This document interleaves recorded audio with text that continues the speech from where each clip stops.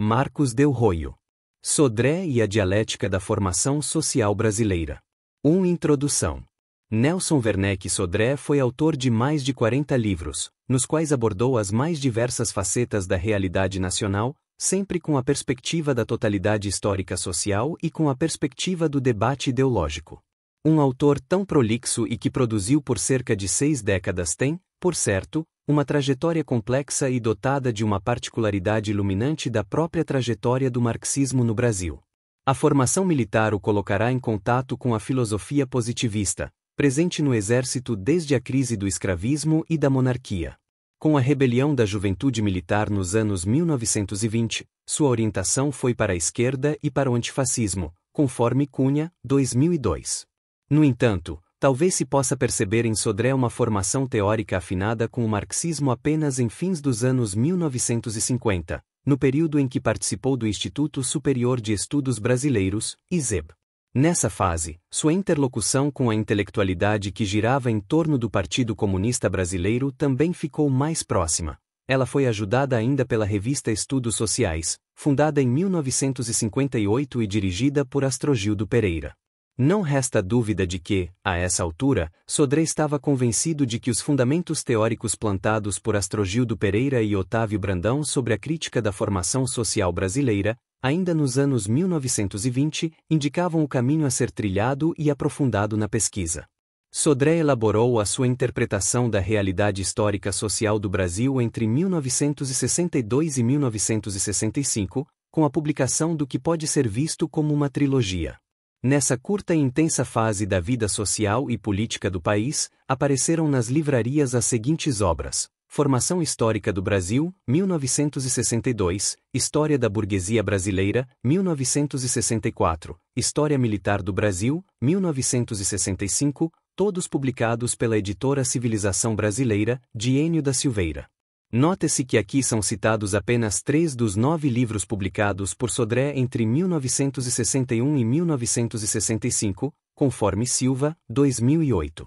Assim Sodré, nesse período, se destacou como intelectual capaz de incidir amplamente no seio do chamado mundo da cultura e da política da esquerda, tendo na prática elaborado a visão que predominou no Partido Comunista Brasileiro, ainda que outros intelectuais dignos de nota e que militavam à esquerda tenham também oferecido contribuições importantes, como os casos de Inácio Rangel, Alberto Passos Guimarães, Rui Facó e Caio Prado Júnior. Apenas este último, porém, é amplamente citado no livro de Sodré. A vitória das forças conservadoras e a instauração da ditadura militar em abril de 1964 não diminuíram a disposição de Sodré para o estudo e a publicação, mas sua progressiva situação de ostracismo já havia começado a partir de críticas feitas à sua elaboração teórica e historiográfica. Pela direita e pela esquerda, Sodré sofreu críticas muito pouco generosas e com claro objetivo de disputa política e ideológica. Era preciso mostrar que o autor tido por principal ideólogo do Partido Comunista Brasileiro estava seriamente equivocado e que a ação política do partido, alimentada por essa interpretação de Brasil, fora responsável pela derrota dramática de 1964. As críticas mais acerbas relativas aos escritos de Sodré diziam respeito à existência de feudalismo e de uma burguesia nacional, de onde decorriam as acusações de ser faltor de uma visão evolucionista e etapista da história, tal qual aquela definida pelo stalinismo. Pouco se levou em consideração que Sodré fundamentou seus textos no conjunto da mais atual historiografia do seu tempo, marxista ou não, que era conhecedor exaustivo da produção historiográfica e teórica que intentou interpretar o Brasil, que buscou seus fundamentos teóricos na obra de Marx, em especial O Capital, e de marxistas como Lenin, Rosa Luxemburgo e Lukács. Além disso, era conhecedor do debate entre historiadores hispano-americanos sobre a natureza das formações sociais do continente, que opunham interpretações da colonização entre um predomínio feudal e uma empresa já capitalista. A referência à edição chilena de 1955 da notável obra do peruano José Carlos Mariátegui, 7 ensaios sobre a realidade peruana, 1978, pela primeira vez publicada em 1928. Parece sugerir que Sodré tenha apreendido a particularidade da formação social brasileira a partir da elaboração de Lenin e Mariátegui. O primeiro havia abordado a particularidade russa no seu livro de 1898, O Desenvolvimento do Capitalismo na Rússia, 1982, e tempos depois, em 1918, teve ocasião de se referir às diversas formas sociais que conviviam no país da Revolução dos Sovietes, 1977. Rosa Luxemburgo havia mostrado como o capital, na sua expansão imperialista, subsume formas sociais de diversa natureza, 1984. Mariátegui ofereceu um caso concreto de como formas sociais diferentes conviviam e se articulavam na experiência histórica da colonização espanhola no Peru. 2. Escravismo e feudalismo na colônia. Para Sodré era necessário identificar antes a natureza da forma social portuguesa para que se pudesse bem analisar a realidade da colonização. Não podia haver dúvida de que Portugal era um reino feudal, no qual predominava a nobreza da terra e o trabalho servil. A grande particularidade era que em Portugal havia se formado um grupo mercantil significativo por conta da situação geográfica e do papel assumido na distribuição de bens de uso vindos do Oriente. No entanto, em vez de se debilitar, o domínio da nobreza em Portugal se fortaleceu com as doações de terras conquistadas aos árabes. Início da citação de Nelson Werneck Sodré, abre aspas, os laços enfraquecidos pela luta militar voltaram a enrijecer-se. A conquista robusteceu-os, e a produção feudal se restabeleceu. Com o agravante de uma área escravista que vai aparecer no extremo sul. Fecha aspas, Formação Histórica do Brasil, 1962, página 29. Não resta dúvida, então, que a empresa das grandes navegações foi obra específica do capital comercial, do capital ligado à circulação, de modo que o grupo mercantil teve papel de relevo, mas Portugal e Espanha eram países em que as relações feudais eram absolutamente predominantes. Formação Histórica do Brasil, 1962, página 15. A discussão sobre a natureza das formas sociais advindas da conquista e colonização da América pressupõe entendimento sobre a natureza das formas sociais ibéricas. Certo que o debate é complexo, mas se resume na questão da existência ou não de feudalismo naquela região e se o capitalismo, mercantil por suposto, já tinha vigência ali. Sodré acompanha essa discussão com o que havia à sua disposição. Marques alimenta a sua orientação geral, mas também respeitáveis historiadores da época feudal, como Henri Pirenne, Henri Say e Marc Bloch. A tendência era ver a França como um tipo ideal de feudalismo, mas Espanha e Portugal tinham a sua particularidade, mais acentuada ainda no caso luso. Para Sodré, Portugal era um país no qual ainda predominava o feudalismo, mesmo que o grupo mercantil fosse forte e se aproveitasse do poder monárquico precocemente centralizado. Definido esse pressuposto, Sodré pode se agregar, mas de forma bastante crítica, àquela linha historiográfica presente no Brasil desde o século XIX, que entendia ser feudal o Brasil das origens. Nomes como Varnhagen e Capistrano de Abreu assim entendiam, como também Joaquim Nabuco e até José de Alencar. Os estudos jurídicos também chegavam a essa conclusão. Nessa explanação não há referência a outros autores marxistas seus contemporâneos, como Alberto Passos Guimarães, que trabalhava também com a hipótese do feudalismo colonial como uma generalidade na qual poderia se inserir o trabalho escravo, conforme Guimarães, 1964. Quando surge no Brasil a historiografia econômica, as posições mudam.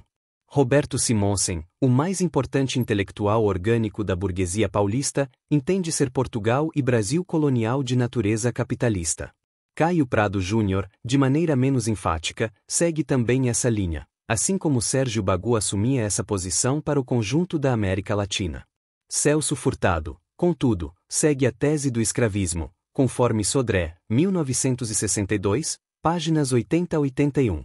Sodré descarta desde logo a tese do capitalismo, pois os que apoiaram a tese da existência de características capitalistas na empresa da colonização foram levados a isso, certamente, pela confusão que reinou por longo tempo entre as noções da capital comercial, característica da fase mercantil, e capitalismo.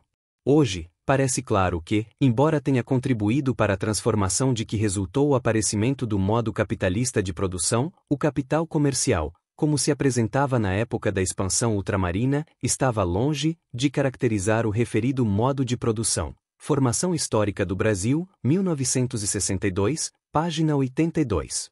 É a partir desse debate que Sodré assume parcialmente a tese do escravismo, proposta por Celso Furtado, 1959, e, ao mesmo tempo, formula uma original visão sobre a formação social brasileira, que pode ter sido inspirada em Mariátegui e respaldada por Lênin. Assim como Furtado, Sodré defende que o escravismo foi a forma socioprodutiva predominante na época colonial, mas acaba por desenvolver também uma formulação sobre o surgimento e desenvolvimento de um particular feudalismo no Brasil, que apresenta duas características basilares, a de ser periférico e a de ser regressivo, o que dificultou sobremaneira a possibilidade de ele suceder o escravismo. Quando teve início o processo de conquista e colonização do território que viria a ser o Brasil, houve um esforço de transplantar a forma feudal prevalecente no reino, como demonstra a legislação que implantou as donatárias como forma de ocupação territorial. Os donatários, como súditos do rei, recebiam privilégios, entre os quais a concessão de sesmarias. Vale lembrar que o território colonial era doação da Ordem de Cristo, herdeira dos Templários. No entanto, essa operação tornou-se inteiramente inviável, pois a terra mostrou ser de bem pouco valor porquanto não havia força de trabalho disponível para que fosse explorada. Os povos originários viviam em grupos tribais dispersos e fugiam com alguma facilidade, já que conheciam o terreno e se organizavam socialmente em torno de uma agricultura nômade. Decidiu-se então pela transposição de africanos, aproveitando-se de experiência pregressa de trabalho escravo feita no sul de Portugal e da existência de escravidão na própria África. O resultado foi que o feudalismo existente no reino regrediu ao escravismo forjado na colônia. Iniciava-se assim a experiência histórica de um escravismo colonial, que tinha sua produção voltada para o exterior, enquanto importava trabalhadores escravizados da África. A distribuição e a circulação do que era produzido no nordeste da colônia em direção ao reino português e à República Holandesa eram obra e graça do grupo social mercantil, aquele que mais se beneficiava da colonização. Contudo, não pode haver dúvida de que o trabalho escravo era o determinante fundamental da produção e de que isso identificava a natureza da formação social que se gestava na região Nordeste. Sodré recusa então as duas teses tradicionais da historiografia brasileira que predominavam por quase um século, ou seja, que a colonização lusitana teria consolidado no Brasil um regime feudal ou então um regime capitalista. A primeira vertente estaria equivocada por basear o seu argumento quase que apenas na legislação, e a segunda, por confundir capital comercial com capitalismo. A consolidação do escravismo colonial dependeu sempre do capital comercial, mas com o passar do tempo acabou gerando na sua periferia uma zona feudal baseada no pastoreio, que ganhou autonomia e depois invadiu a própria zona escravista declinante, num movimento de regressão feudal. No entanto, ele lembra que as relações feudais, por vezes, misturavam-se às escravistas. O proprietário do engenho era, por vezes, proprietário de grandes extensões do interior, obtidas à base do direito feudal, e detentor, por todos os motivos, de privilégios senhoriais. De cunho feudal era, ainda, a estrutura política e administrativa que a metrópole instalara. Formação Histórica do Brasil, 1962, página 84. Assim, a ação colonizadora inicial foi empreendimento do capital comercial fincado em formas sociais feudais, que recriou formas escravistas e feudais na colônia. Já é possível perceber que, por feudalismo, Sodré entendia um conjunto de relações sociais hierárquicas fundadas na relação de dependência pessoal dentro de uma economia agrária com restrita relação de comércio. Ele estava, portanto, de acordo com a vertente historiográfica que entendia ser o capital comercial um elemento dissolvente do feudalismo e não um elemento constitutivo do próprio feudalismo, como se avalia hoje, conforme Anderson, 1985, ainda que esse ponto possa ser contrastado em situações particulares. O escravismo era mais produtivo, envolvia maior contingente populacional e estava intrinsecamente vinculado ao capital comercial. A crise do escravismo nordestino, em razão da concorrência criada no Caribe, obrigou o reino lusitano e a colônia à busca de adaptação às condições que gerariam o capitalismo na Inglaterra do século XVIII. Uma nova zona escravista teve origem nas Minas Gerais, exatamente em torno da atividade de mineração. De forma concêntrica, o feudalismo colonial era a periferia do escravismo ou seu sucedâneo regressivo. O escravismo era a periferia do reino feudal português, e este, uma periferia do nascente capitalismo inglês, que era o destino final de grande parte do ouro garimpado no Brasil. O rápido declínio da coleta do ouro fez com que também essa área regredisse para condições feudais, que tenderam a se generalizar no Brasil, exatamente no momento em que ocorriam as revoluções burguesas na Europa e América do Norte. No Maranhão, em boa medida devido à Revolução Americana, surgiu outra zona escravista em torno da cultura do algodão, mas em grande parte do território que viria a ser o Brasil predominava uma vida social que Sodré identificava como feudal, como desde o início teria sido a região de São Paulo e do Sul. A zona feudal tendia ainda a se estender por conta da crise da zona escravista do Nordeste, que tornou inútil a empreitada da escravização dos índios feita pelos paulistas na época da ocupação holandesa. No alvorecer do século XIX, o território brasileiro era um aglomerado de zonas agrícolas e coletoras sem conexão e relação entre si, que buscavam a sobrevivência e a exportação daquilo que produziam, fosse chá, algodão, açúcar, fumo ou couros, com base em trabalho escravo ou servil. Mesmo assim, já se podia falar da existência de uma classe senhorial em contradição com a metrópole portuguesa. 3. A monarquia escravista. O impacto das revoluções burguesas rompeu a aliança dos senhores de terras, escravos e servos, no Brasil e na América Latina, com os senhores feudais e comerciantes lusos e espanhóis, os quais foram substituídos pela burguesia inglesa, mesmo que os conflitos por conta da escravidão viessem a se suceder. O interesse da classe senhorial era favorecer a liberdade de comércio e preservar a escravidão, algo que se mostrou possível ainda por grande parte do século XIX. Assim, a ruptura com a metrópole portuguesa era de interesse da classe senhorial, e essa conduziu o processo, tendo recebido o respaldo de uma camada média nascente, formada de comerciantes, funcionários, padres, letrados, militares e mesmo de trabalhadores livres. O processo emancipatório das colônias ibéricas estava englobado na Revolução Burguesa, mas não era, ele mesmo, uma revolução burguesa, ainda que recebesse os influxos ideológicos do liberalismo e do republicanismo. No caso brasileiro, contudo, as tendências que defendiam mais agudamente essas posturas ideológicas foram derrotadas por falta de base social, e a condução do processo coube mesmo à classe senhorial, que se mostrou capaz de preservar a ordem escravista e colonial, assim como de selar uma aliança com a burguesia europeia, em particular a inglesa. Início da citação de Nelson Werneck Sodré, abre aspas. Quando a classe dominante brasileira empresta autonomia e a realiza com um mínimo de alterações internas, transfere, na realidade, da fase anterior à fase posterior uma estrutura colonial de produção. Tal estrutura decorrera das condições vigentes na Europa Ocidental no século XVI, particularmente do primado do capital comercial que, operando na esfera da circulação, oferecia a umas áreas o que outras se especializavam em produzir. A divisão que se opera à base do predomínio do capital industrial, quando a produção domina a circulação, é de outra natureza. Intervém nela muito menos condições ecológicas que especializam determinadas áreas geográficas na produção de determinadas mercadorias do que condições econômicas, que forçam a especialização independente de condições ecológicas. A especialização, assim, torna-se muito mais rigorosa e impositiva. A situação colonial, por isso mesmo, é muito mais caracterizada, no campo econômico, pelo modo de produzir mercadorias e pela escolha das mercadorias a produzir do que no campo político, pela subordinação a determinada metrópole. Fecha aspas, Formação Histórica do Brasil, 1962, páginas 188 a 189. A autonomia política e a implantação da monarquia escravista foram sucedidas por grave crise política e econômica.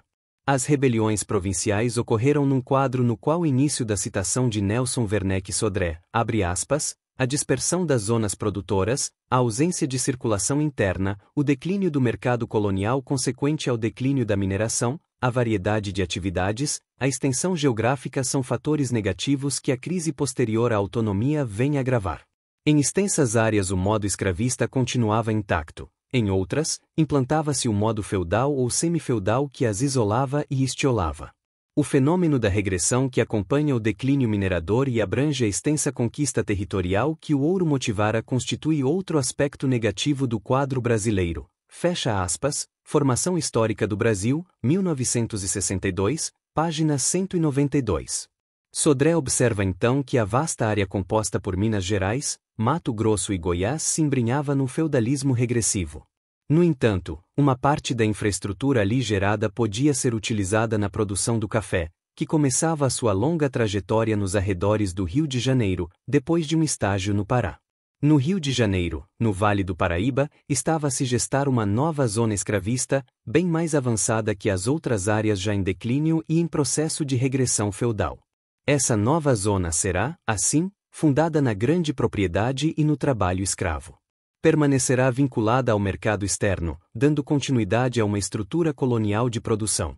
Formação Histórica do Brasil, 1962, página 226.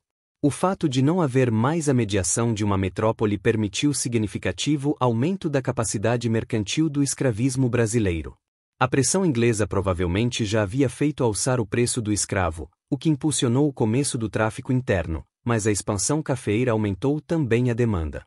Depois de 1850, com a Lei de Terras e a abolição do tráfico transoceânico de escravos, assiste-se ao fortalecimento dos grandes proprietários de terra e do capital comercial nativo, numa economia mais complexa e vinculada ao capitalismo inglês. A rigor, a acumulação de capital comercial só ocorre no Brasil depois de 1850, embora houvesse relação de troca entre áreas escravistas e feudais na época colonial. Nos anos subsequentes à abolição do tráfico interoceânico de escravos, muitos comerciantes adquiriram terras de proprietários falidos e puderam assim controlar a produção cafeeira do plantio à comercialização.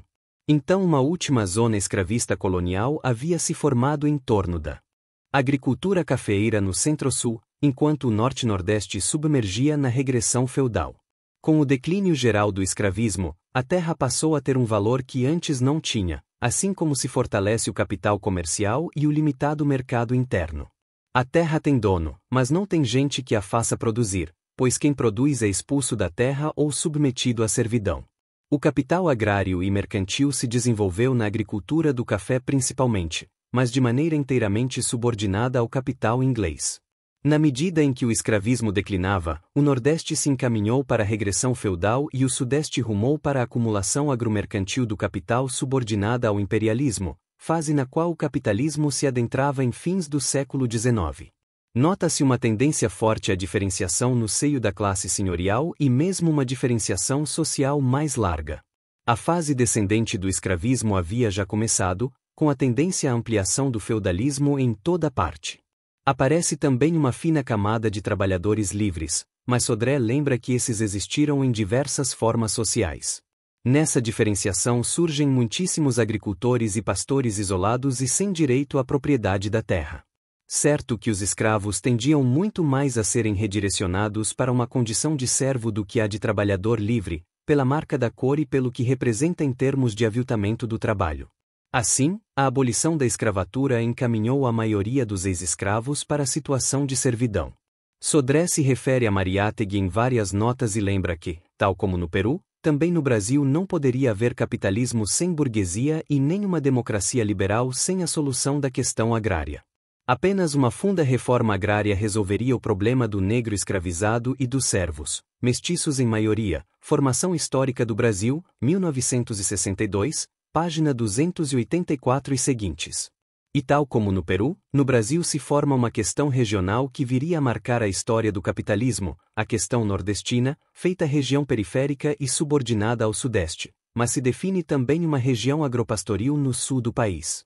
Então, no começo do século XX, o Brasil comportava três grandes regiões socioeconômicas e culturais. O Sudeste, onde se criavam as condições para o capitalismo na agricultura exportadora do café, a acumulação originária do capital restringida pelo vínculo imperialista. O Nordeste, onde as relações feudais haviam se generalizado. Ainda que o surgimento das usinas de açúcar também indicasse a rota do capitalismo, e o Sul agropastoril, onde surgiriam as indústrias frigoríficas e o interesse pelo mercado interno. Escravismo e feudalismo conviveram no Brasil por cerca de 350 anos, tendo sido sempre o escravismo a zona mais avançada e vinculada ao capital comercial, enquanto o feudalismo sempre foi periférico. Mesmo nas zonas declinantes de produção cafeeira, surgiam relações feudais na medida em que o escravismo se desintegrava. Sodré considerava não ser possível uma transição direta do trabalho escravo para o trabalho assalariado. Mesmo nas novas áreas cafeicultoras do Oeste paulista se intentou estabelecer relações de servidão, mas a luta dos trabalhadores erigiu-os em proletários. Percebe-se assim como a busca de Sodré pela particularidade da formação social brasileira reveste-se de grande complexidade. Um reino feudal, no qual o grupo mercantil contava com forte presença, intenta uma expansão colonial mercantil, que de início deveria transplantar o feudalismo, mas mostrada sua impossibilidade, implanta uma forma escravista colonial, de que se desprende uma variante feudal, de tal modo que escravismo e feudalismo convivem e se completam. A zona feudal era atrasada e periférica, mas avançava sempre que a zona escravista declinava, fosse essa agrícola ou mineira, num movimento de regressão feudal. O colapso final do escravismo tenderia a generalizar o feudalismo, mas isso não ocorreu por conta do ingresso do capitalismo na fase imperialista, que se acoplou como elemento dominante à agricultura mercantil do café, onde então surgiram as condições iniciais do capitalismo brasileiro, o qual fez as zonas feudais de apêndice e acabou por engolfá-las. O início do século XX talvez tenha sido o ápice do feudalismo no Brasil, ainda que as relações sociais hierárquicas que lhe são inerentes não tenham jamais sido codificadas. As instituições do cariz liberal e federativo da República das Oligarquias ocultavam as relações feudais que prevaleciam na maior parte do país. Apenas na região paulista do café e na região agropastoril gaúcha, por obra principalmente do imperialismo inglês, se disseminava a acumulação agrária e mercantil do capital, condição prévia para o aparecimento do capitalismo propriamente dito, considerando-se que os trabalhadores já estavam expropriados. A característica essencial da forma social brasileira é, portanto, a persistente contemporaneidade do não coetâneo, realidade na qual a lógica histórica universal se reproduz, mas dentro de uma particularidade concreta bem determinada e mediatizada. O feudalismo brasileiro sempre foi uma forma social subassumida, ante o escravismo e depois o capitalismo, daí ter a sua existência desconhecida pela maioria dos historiadores e cientistas sociais.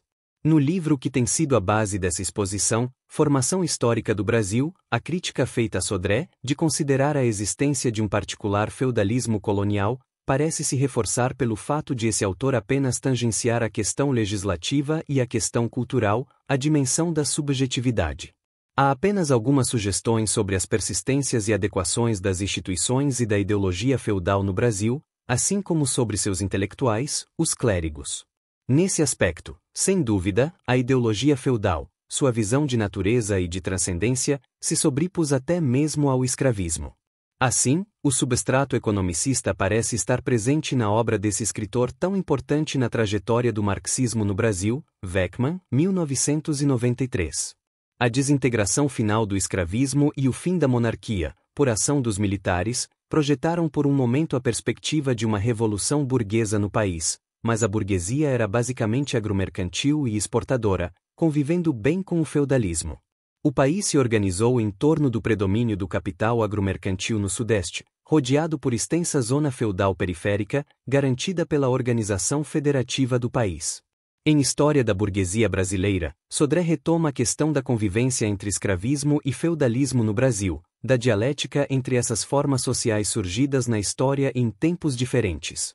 Afiança que início da citação de Nelson Werneck Sodré, abre aspas, a ampliação da área em que se instalam relações feudais no Brasil é um processo que abrange a história do país desde o início da colonização quase, e chega aos nossos dias. Fecha aspas.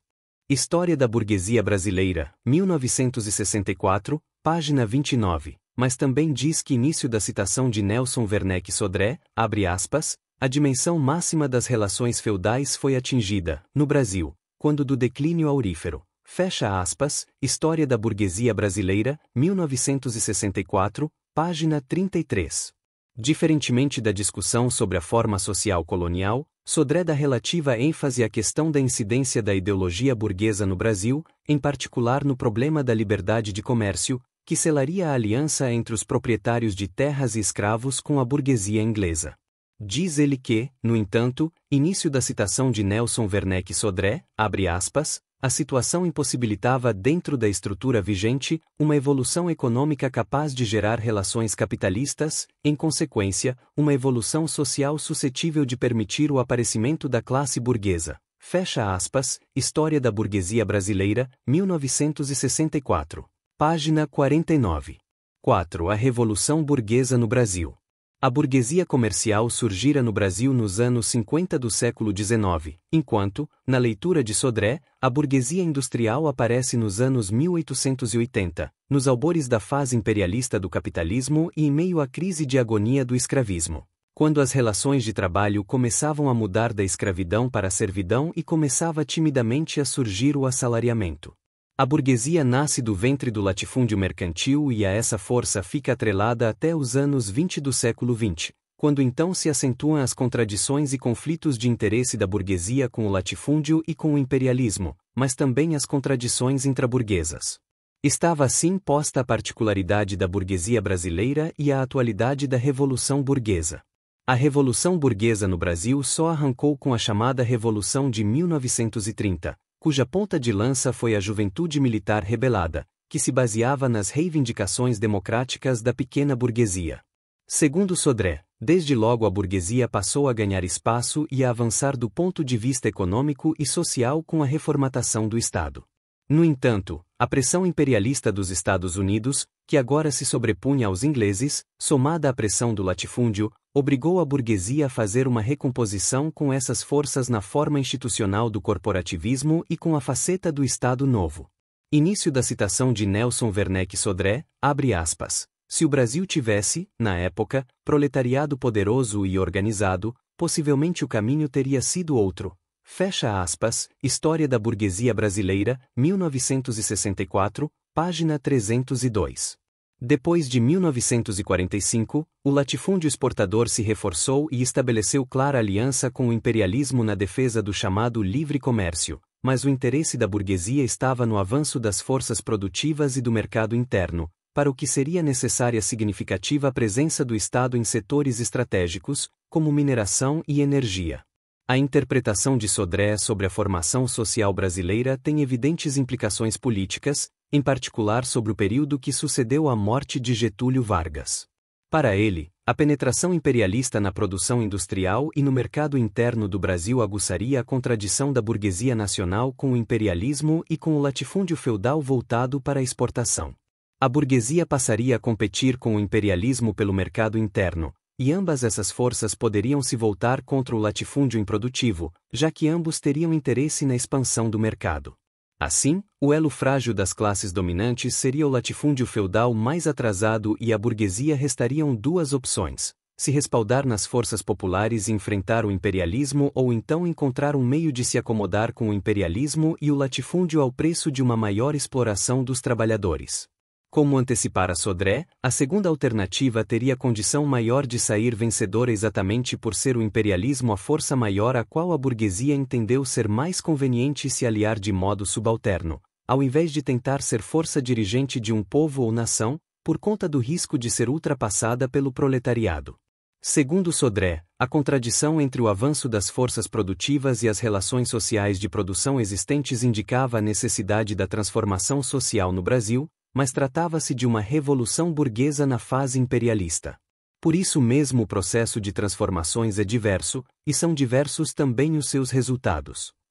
Daí ser necessário romper os laços de dependência com o capitalismo monopolista, para empreender uma política que permita, realmente, o desenvolvimento econômico do país. A contradição entre a nação e o imperialismo é fundamental. Formação Histórica do Brasil, 1962, página 396. Mas quem é a nação? A nação se confunde com o povo. Na verdade, havia no Brasil uma revolução burguesa em andamento, que implica que também havia um povo e uma nação em construção. Não poderiam restar dúvidas de que o proletariado e as massas camponesas eram o fulcro desse povo e dessa nação e mesmo que a maioria da pequena burguesia também nesse veio se postava. A questão era se poderia haver setores da classe dominante, da burguesia em especial, em condições de fazer parte do povo e da nação.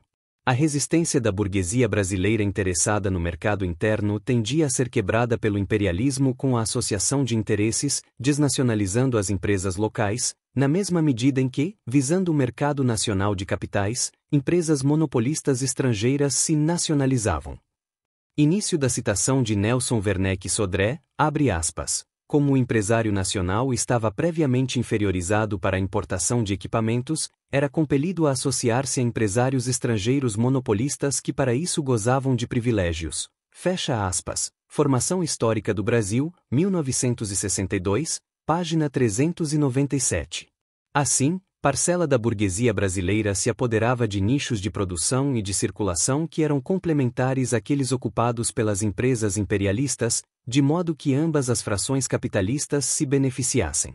Com isso era muitíssimo mais provável que a fração majoritária da burguesia se aliasse ao imperialismo no momento de fortalecimento da luta operária e popular.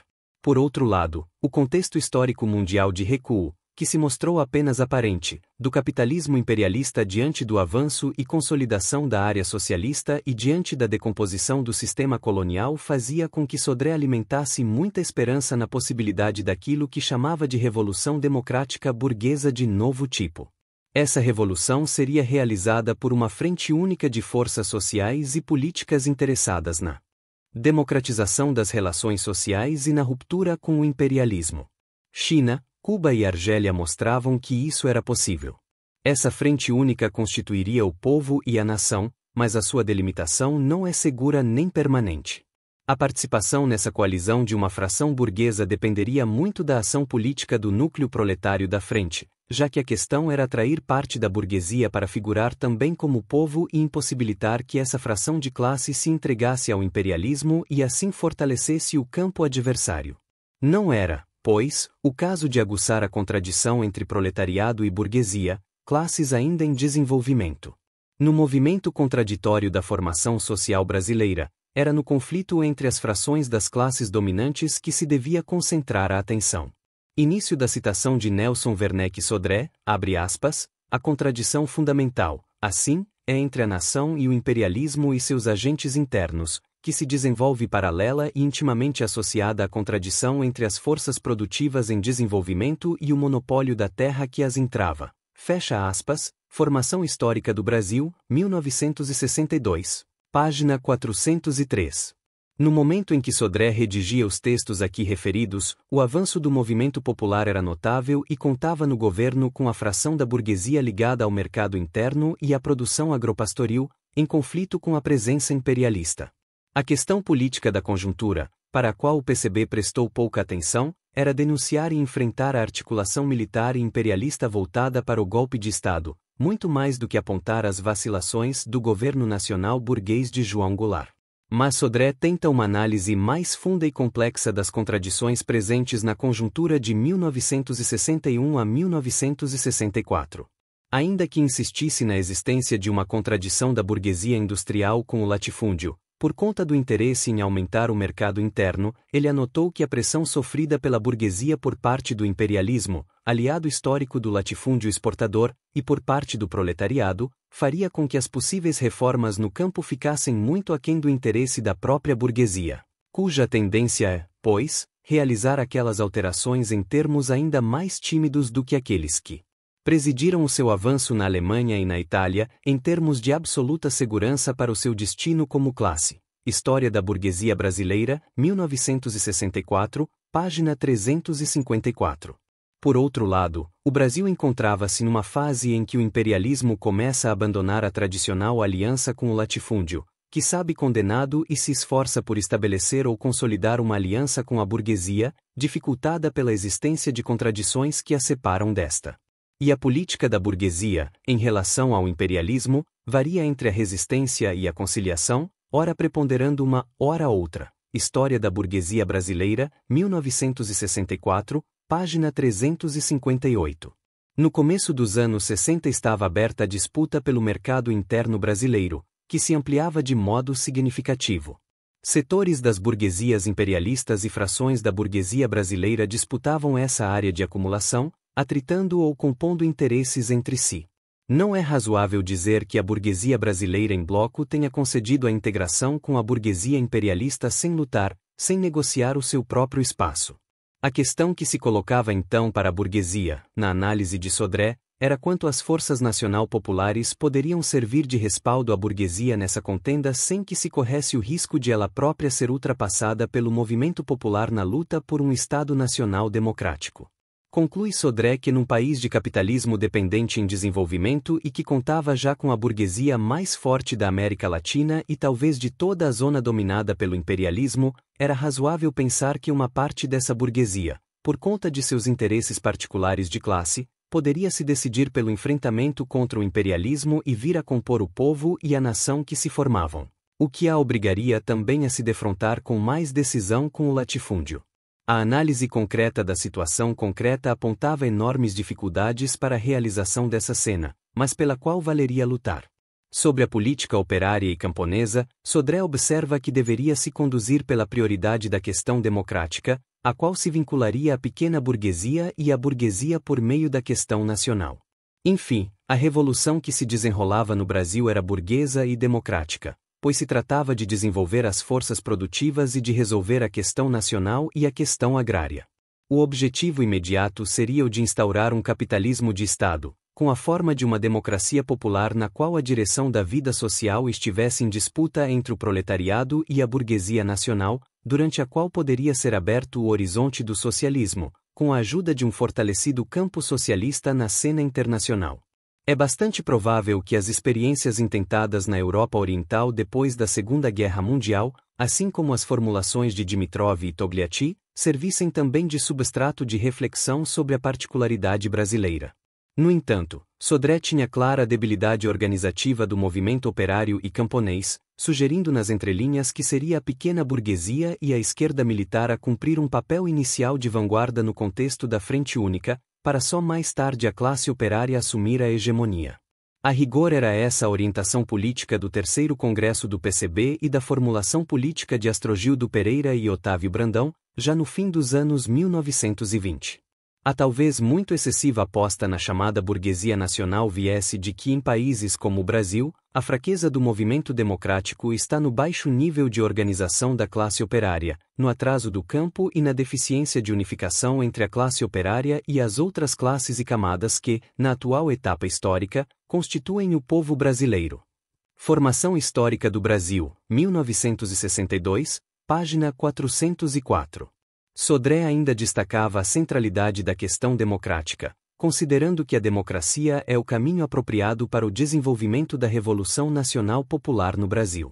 Mesmo com a acachapante derrota do movimento democrático e popular em abril de 1964, ele persistiu em defender sua tese sobre a natureza da formação social brasileira e a teoria da Revolução Democrática de novo tipo no Brasil, país no qual se desenvolvia, ao modo prussiano, um capitalismo dependente e no qual a burguesia já era classe dominante junto com a oligarquia agrária de origem feudal, de modo que persistia o bloco feudal burguês, ainda que em crise e que, elemento feudal estivesse sempre mais perto de se fazer burguesia agrária. A derrota política, que redundou na instauração de uma ditadura militar burguesa, agravou-se muito com a derrota ideológica que se seguiu frente a formulações liberais e mesmo frente a formulações advindas da esquerda. As críticas que se seguiriam com força sobre a obra de Nelson Werneck e Sodré foram centradas na tese da existência de uma burguesia nacional e na existência e persistência de relações feudais. Essas foram as críticas mais sérias, mas abundaram achaques que distinguiram Sodré como autor que teria elaborado, junto com o PCB, uma visão etapista, evolucionista e doutrinária do processo histórico. Nada mais falso, pois ele nunca foi um dogmático e sua elaboração teórica e política é baseada em tendências e na correlação de forças existentes dentro de um processo histórico. 5. Do ostracismo ao retorno. A derrota política do movimento operário e popular, em abril de 1964, e a instauração de uma ditadura que se arrastou por 2 décadas provocaram mudanças de ordem cultural e intelectual de grandes proporções, incluindo alterações substantivas na interpretação da formação social brasileira, do Estado e do poder político. Nesse processo, a obra de Sodré foi relegada ao ostracismo. A crítica, pela esquerda e pela direita, às diretrizes do PCB, que seguiam a leitura de Sodré em relação à questão do feudalismo e da burguesia nacional, se avolumou muito. Na verdade, a crítica mais bem-sucedida veio de outro intelectual militante do PCB, que alimentava fazia décadas uma interpretação de Brasil um tanto diferente, em particular quanto às 2 questões acima lembradas. O livro de Caio Prado Júnior, A Revolução Brasileira, 1966, abriu um caminho curioso, que levou esse autor ao ambiente universitário no qual sempre estivera em suspeição e ofereceu argumento para desapiedada crítica ao PCB. Assim, nos anos 70, a tese de um Brasil forjado desde o início como componente do capitalismo em desenvolvimento veio a predominar, principalmente a partir de escritos produzidos no SEBRAP, fundado em maio de 1969, e na USP, como aqueles de Francisco de Oliveira, Fernando Novaes e Fernando Henrique Cardoso. O resultado foi que a hipótese de um feudalismo colonial foi descartada, assim como a ideia de uma fração burguesa com interesses antagônicos aos do imperialismo.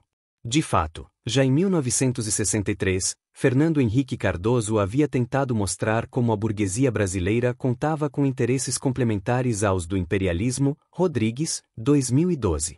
Com esses elementos em vista, a chamada Escola de Economia da Unicamp preferiu observar a força da burguesia brasileira, ainda que esta não tivesse como se emancipar do imperialismo e menos ainda vir a participar de um processo revolucionário. Seu destino estaria garantido pela aplicação de uma política de marca keynesiana, por meio da qual poderia se fazer hegemônica. Arruda, 2012. Uma leitura pela esquerda, inspirada em Caio Prado Júnior, foi feita por José Chazin, o qual entendeu ser o Brasil moderno um capitalismo revestido de uma autocracia burguesa, considerando que a burguesia, pressionada pelas massas e vinculada ao imperialismo, não poderia subsistir sem reproduzir o seu poder autocrático. Chazin, 1979. Pouco antes, em 1977, Jacob Gorender apresentou sua tese de que no Brasil havia se criado um modo de produção inteiramente novo e original, dotado de leis próprias, o escravismo colonial. Curioso que pareceu que uma crise de amnésia atingiu o debate, de modo a ninguém mais lembrar que fora Sodré o primeiro a falar de escravismo colonial e o primeiro a falar de via prussiana para interpretar o Brasil. No campo teórico e cultural do marxismo, essas vertentes passaram a predominar. Uma delas, nada nova, afirma que o Brasil nasceu no contexto do mercado mundial e do desenvolvimento do capitalismo como centro produtor de mercadorias destinadas à exportação. A outra observava o Brasil como uma região de amplo predomínio de relações escravistas de produção, que se tornaram capitalistas com o colapso da escravidão. A tese do feudalismo estava finalmente descartada por unanimidade. Entre 1969 e 1984, relegado ao ostracismo, Sodré publicou apenas um pequeno livro de introdução à geografia, 1976.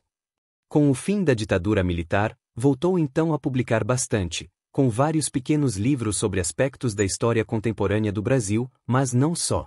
Passou a rebater as críticas ou mesmo a notar que ideias novas, na verdade, eram mais antigas. Rebateu também críticas vulgares e desabonadoras em vários escritos, mas vale destacar o livro de 1990, Capitalismo e Revolução Burguesa no Brasil, no qual ele reafirmou suas teses fundamentais, assim como apontou como insustentáveis as teses revisionistas afirmadas nas 2 décadas precedentes. Ele também destacou a importância de levar em consideração o desenvolvimento desigual, que implica a heterocronia e a transplantação de povos da Europa, como senhores, e da África, como escravos. Importante também é considerar que usamos linguagem conceitual elaborada em outros lugares e em outros tempos, e que o processo de tradução dessa linguagem não é coisa simples. Daí ele afirmar que início da citação de Nelson Werneck Sodré, abre aspas, é o uso de raciocínios paradigmáticos que induz ao erro ou à deformação. O raciocínio dialético exclui o uso de paradigmas e se estabelece pela obediência ao método, respeitadas as relações dialéticas entre universal e particular. Fecha aspas, Capitalismo e Revolução Burguesa no Brasil, 1990, página 10. O que definiu a particularidade brasileira foi o escravismo que aqui se implantou segundo o exemplo já existente do sul de Portugal e das Ilhas Atlânticas. Baseado no trabalho de africanos transplantados, o escravismo brasileiro, voltado exclusivamente para o mercado externo, era a dimensão particular da forma social brasileira, constitutiva da dimensão universal da acumulação primitiva do capital. Mas essa dimensão não era a do capitalismo, que não existia, mas ainda do feudalismo todavia predominante na Europa. Sodré também reafirmou sua tese da presença de relações feudais no Brasil e insistiu que a incompreensão da relação entre universal e particular é fonte de equívocos.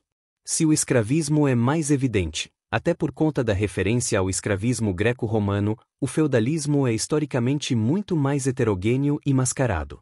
No Brasil, haveria que considerar, para definir a relação feudal, não apenas a renda, mas o laço de dependência pessoal. Capitalismo e Revolução Burguesa no Brasil, 1990, página 21. De fato, ao contrário do escravismo, que exige o controle absoluto da força de trabalho, no feudalismo a posse da terra é essencial para a submissão da força de trabalho definida por relações de dependência pessoal. Esse seria o motivo decisivo da necessidade de romper o estatuto do monopólio da terra no andamento de uma revolução democrática. No Brasil, de modo mais amplo, é possível distinguir as relações feudais originárias, isto é, datadas dos primeiros tempos, e aquelas que surgiram da decomposição do escravismo. Capitalismo e Revolução Burguesa no Brasil, 1990, página 23, assim como se pode afirmar que tanto houve escravismo e passagem ao feudalismo, quanto feudalismo e passagem ao capitalismo. Capitalismo e Revolução Burguesa no Brasil, 1990, página 25. O mosaico da realidade brasileira apresenta dificuldades também na apreensão da particularidade da Revolução Burguesa no Brasil. Percebe-se que o capitalismo nasceu do complexo agroexportador cafeeiro, que pariu uma burguesia covarde, que prefere transigir a lutar, débil e por isso tímida, que não ousa apoiar-se nas forças populares a não ser episodicamente, que sente a pressão do imperialismo, mas receia enfrentá-la, pois receia mais a pressão proletária. Capitalismo e Revolução Burguesa no Brasil. 1990, página 30. Nota ainda Sodré que os recuos a formas ditatoriais e a regimes de tipo fascista são os recursos de que se vale a burguesia, pressionada pelo imperialismo, para assegurar a via prussiana e a exploração cômoda e pacífica da força de trabalho. Capitalismo e Revolução Burguesa no Brasil, 1990, página 31. Essa via preserva o arcaísmo da nossa formação, a miséria das massas, a permanente acumulação primitiva do capital, enquanto a burguesia compõe com o imperialismo e com o latifúndio.